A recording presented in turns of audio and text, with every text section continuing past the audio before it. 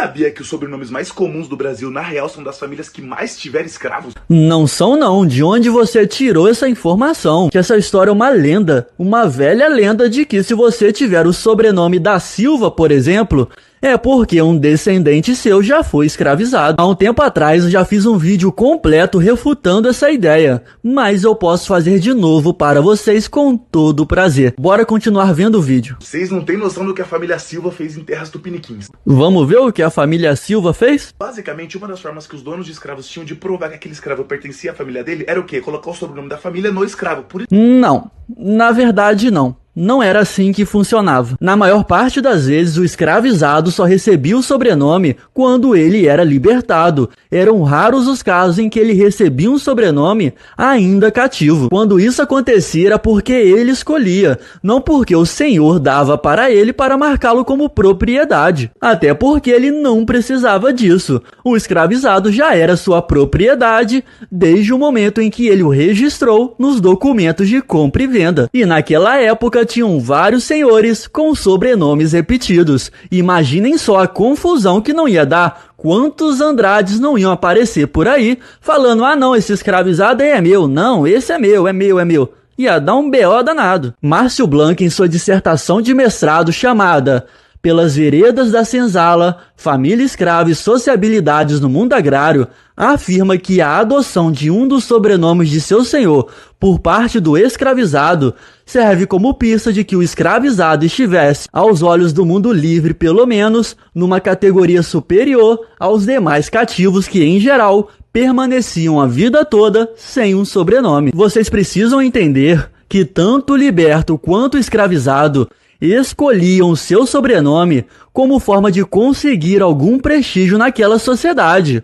Ponto. Isso era uma forma que eles encontravam de se diferenciarem socialmente dos demais escravizados. Agora, isso também não quer dizer que não poderia ter acontecido do senhor de escravo ter dado seu sobrenome ao liberto ou escravizado por livre vontade. Só que vejam só, essa era uma sociedade em que as pessoas se orgulhavam bastante de seus sobrenomes. Sobrenome era poder e fator de moral entre a galera, muito mais do que é hoje. Vocês acham mesmo que o senhor de escravos ia sair por aí distribuindo eles?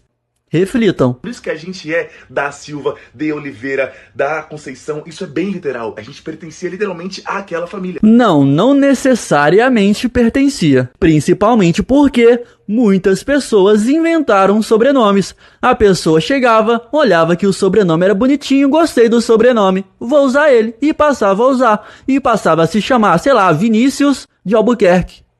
Não é porque você tem o sobrenome da Silva ou dos Santos que você possui um descendente que foi escravizado. Às vezes seu descendente é um português ou uma portuguesa aleatórios que vieram para o Brasil num determinado período aí, foram procriando e gerou a geração sua, vai saber. Fora que você tá tirando todo o protagonismo dos libertos e escravizados ao falar que foram simplesmente os senhores que deram os sobrenomes para eles. O pior é que os donos de escravos vendiam isso como uma forma de trazer dignidade para aqueles negros de novo. Por quê? Eles foram arrancados do país deles, não tem mais família, não tem mais nome, não tem sobrenome, não pertence a nada. Agora não. Agora você tem um nome, você tem um sobrenome, você tem uma família a quem representar, você tem aquele pertencimento de novo. Não sei se eu entendi muito bem, mas só para deixar claro aqui para vocês, os africanos escravizados, quando chegavam no Brasil, eram renomeados com o nome cristão. Geralmente era dado um nome de santo durante o batismo, como João, Pedro, Maria e José. É bizarro pensar como até hoje a gente continua guardando, até de forma escondida na sociedade,